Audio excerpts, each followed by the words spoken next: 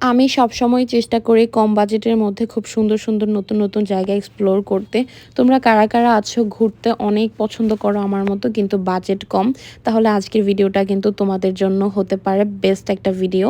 আর যারা নরসিংদীতে আছো তারা কিন্তু এই ভিডিওটা একদমই স্কিপ করবা না, কিংবা নরসিংদীর আশেপাশেও যারা আছো তারাও কিন্তু আজকে ভিডিওটা দেখতে পারো।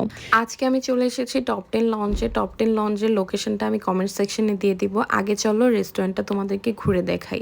রেস্টুরেন্টে ঢোকার সময় হচ্ছে এরকম সুন্দর একটা রাস্তা থাকবে, তারপর হচ্ছে খুব সুন্দর একটা কাঠের ব্রিজ করে দেওয়া আছে। তো ব্রিজ দিয়ে যাওয়ার সময় আমার বেশ ভালোই লাগছিল। তো ব্রিজ দিয়ে যাওয়ার সময় খালি ভাবছিলাম রেস্টুরেন্টটা কী রকম হবে বা কী টাইপের হবে। তো ভিতরে তো ঢুকে আমি পুরাই অবাক হয়ে গিয়েছিলাম। পানির উপরে পুরাটা রেস্টুরেন্ট করা হয়েছে, একদম কাঠের কালারফুল, খুবই সুন্দর লাগছিল। আর এই ভিডিওটা হচ্ছে আমি দোতলা থেকে করেছি, মানে পুরা রেস্টুরেন্টটা দেখতে আমার কাছে এত বেশি সুন্দর লাগছিল।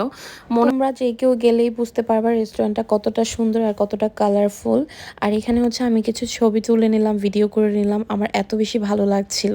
কিছুদিন পর যদি যাও তাহলে মনে হয় আরও বেশি সৌন্দর্য বেড়ে যাবে এখানকার, কারণ তখন দেখা যাবে যে পানিতে অনেক শাপলা ফুল ফুটে আছে, পদ্ম ফুল ফুটে আছে, তখন আর ভালো লাগবে। মানে এখান থেকে ভিউটা এত বেশি ভালো লাগতেছিল। আর তোমরা যারাই যাবা, তোমরা যদি শাড়ি পাঞ্জাবি পরে যাও তাহলে মনে হয় আরও বেশি ভালো আসবে ছবি ভিডিও, আমার কাছে মনে হয়েছে।